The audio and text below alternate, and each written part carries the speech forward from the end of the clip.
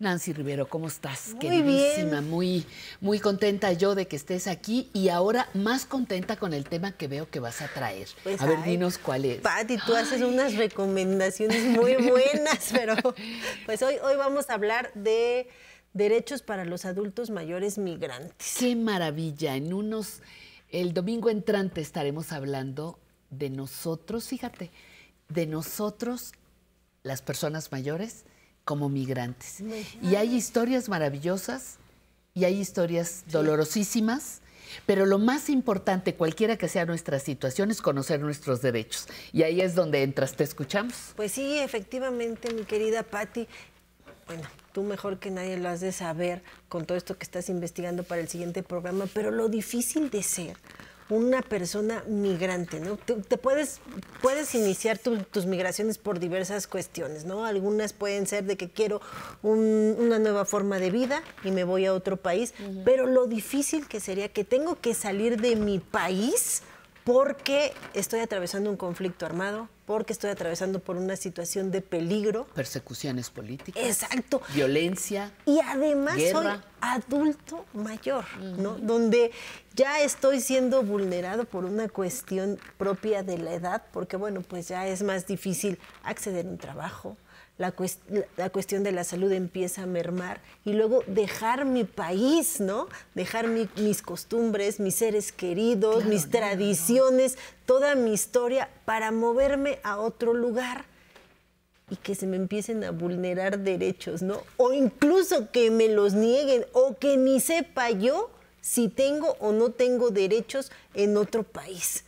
Imagínate lo difícil que ha de ser atravesar por todas estas situaciones. La migración sudamericana hacia el norte es uno que vemos con mucha frecuencia, pero a mí me llamó mucho la atención cuando se invade Ucrania, como de las primeras personas en salir de sus países eran las abuelas con los nietos. Ahora sí que con los nietos junto y poco después los varones adultos mayores, justamente huyendo de la guerra. Pero bueno, ¿qué tenemos? Pues para ver? ¿Vienes con refuerzos? ¡Ay, qué barbaridad! Leticia Calderón Cheliux, quien es una experta en todas estas cuestiones de migración, que además te dejó saludos cuando la entrevisté porque dice que te conoce. Y ella trae perfectamente el tema de los derechos de las personas adultas mayores migrantes. Migrantes, pues vamos a escucharla. Hola Pati, pues ahora estoy aquí de otro lado del estudio, ya sabes. Hoy conversando con Leticia Calderón Cheliux, profesora e investigadora del Instituto Mora y presidenta del patronato de la organización Sin Fronteras. Y el tema que vamos a tratar es derecho de los adultos mayores migrantes. Leticia, un gusto que estés el día de hoy aquí con nosotros. Gracias, encantada, Nancy. Para abrir boca, ¿quién es una persona migrante? Mira, cuando hablamos de persona migrante nos referimos a quienes radican en el extranjero respecto a su país de origen, quienes transitan por un territorio, quienes radican siendo extranjeros en ese país y quienes retornan también a su país de origen por diversas causas. Entonces, también hay migración interna, pero digamos que lo pondríamos en otro saco para ahorita especificar la migración internacional. Yo, como persona extranjera que llego a México, que vengo en calidad de migrante, ¿tengo derechos? De acuerdo a nuestras leyes, las personas, más allá de su nacionalidad, tienen derechos. Y entonces quienes residen en nuestro país, porque esa es una diferencia que es importante, tienen derechos a la salud, a la educación, a la vivienda. No quiere decir que les van a dar. Tienen derecho a exigir esa necesidad que tienen, ¿no? Para llegar a cumplirla, lo mismo que ejercer su derecho a trabajar. Sin embargo, digamos, del dicho al hecho, aquí tenemos el trecho famoso, que tiene que ver con que muchas veces o se les niega por ignorancia, por parte de funcionarios que tal vez no estaban enterados, pero ya se van a dar por enterados ahora, o también tiene que ver con algunas cuestiones del tipo de visado que la persona tenga radicando en nuestro territorio. Entonces, esos pueden ser obstáculos que a veces no permiten que las personas entiendan o sepan plenamente que gozan y deben exigir esos derechos. Pero tú ya nos estás aquí reforzando que las personas adultas mayores migrantes cuentan con los derechos que contamos los mismos nacionales, ¿no? Sí. Ahora bien, los mexicanos que estamos en otro país, ¿tenemos derechos? Por supuesto. Mira, las personas que radican en el extranjero tienen derechos de acuerdo a la legislación del lugar donde están. Y muchas veces eso tiene que ver con el tinte también político-ideológico de cada lugar. En Texas o California es diferente, las leyes, la circunstancia, y quienes nos escuchan lo van a entender perfecto. Pero también tienen derecho respecto a su país de origen, México. Desde hace mucho tiempo, Nancy, yo creo que ya unos 20 años, México tiene, por ejemplo, en el tema de salud, algo que se llama ventanillas de salud, digo, valga la redundancia, que pueden investigar quienes no conozcan este programa en la página de Relaciones Exteriores en el IME, Instituto de los Mexicanos en el Exterior. Y ahí ubicar claramente estos programas que les permiten informarse de cuestiones de salud, incluso de diagnósticos a los que podrían acceder, una serie de planes, lo cual implica que tienen derecho donde están, pero también pueden mantener una serie de, digamos, no solo de derechos, sino también poder acceder a programas en su país de origen, que es México. Y ya para cerrar, si me vulneran estos derechos, si no me los quieren dar, ¿qué hago? ¿A dónde recurro? Mira, hay muchas organizaciones que apoyan este tipo de temas y lo pueden ver también por internet. Desafortunadamente no tenemos tiempo para extendernos ahorita, pero también en México pueden ir a una procuraduría porque las personas extranjeras, más allá de su nacionalidad, en nuestro país, y más allá de lo que la persona en lo individual piense, ¿no? De que, ay, no me gusta o sí me gusta, bueno, las personas aquí tienen derechos. Y muchas veces el hecho de negarlo tiene más que ver con una actitud personal que con la obligación del Estado mexicano que se ha comprometido a respetar dichos derechos. Y por tanto, si acuden a una procuraduría, a un ministerio público, bueno, pues pueden exigir, digamos, si han sido maltratadas o incluso si han sido violentados sus derechos humanos. Incluso, bueno, ya hablando de una cuestión de reconocimiento de derechos, pues ir hasta el ámbito judicial para interponer juicios de amparo para el reconocimiento de estos derechos, sobre todo por lo que nos está explicando, que México ha suscrito diversos tratados internacionales en el cual obligan a los servidores públicos a proteger a las personas migrantes. Y, insisto, del dicho al hecho hay un trecho, pero nosotros podemos hacerlo más corto. Pues ahí está, mi querida Pati, con información, como siempre les digo, valiosa para todos y todas ustedes. Yo le quiero agradecer a Leticia Calderón Cheliux, profesora e investigadora del Instituto Mora y presidenta del patronato de la Organización Sin Fronteras, que haya estado platicando el día de hoy con nosotros respecto de este tema tan interesante. Y como siempre te digo, mi Pati, me voy corriendo para allá contigo.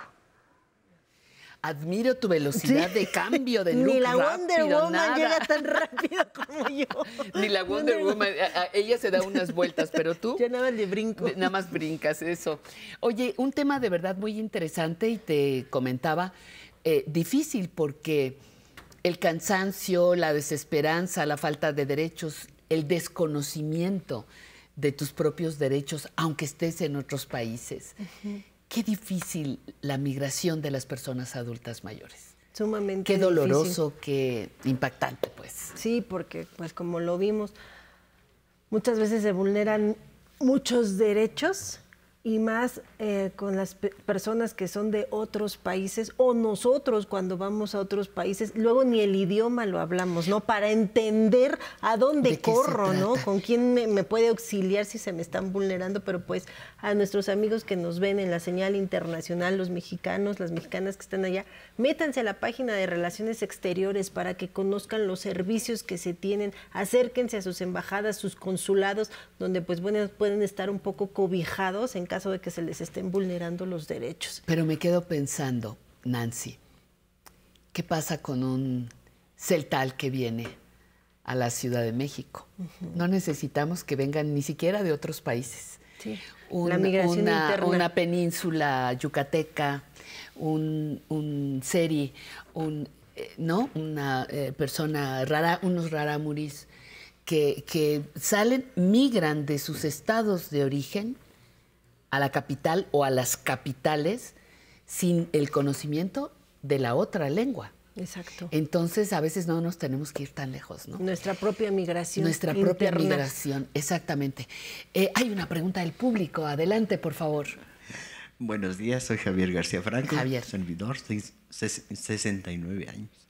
Muy bien, bravo, Aquí bravo. andamos. Bienvenido, bienvenido. yo, como ciudadano, deseo preguntar a una... ¿Quién no tiene un vecino incómodo? Que sea dueña de la calle, que saca sus animalitos, que extiende sus fiestas a la calle con sus carpas, que ocupa todos los lugares que hay libres para estacionarse, toda la calle. Entonces, ya llega el momento en que cansa. Claro. Y debemos proceder de alguna manera sin caer en conflicto, porque pues yo ya no me puedo poner a pelearme con una persona joven. Ajá. Entonces, pues deseaba saber de qué manera proceder para con este tipo de personas. Claro, a ver. Híjole, Nancy, los vecinos incómodos, ¿verdad? Los vecinos o las vecinas. O las también a vecinas veces. incómodas.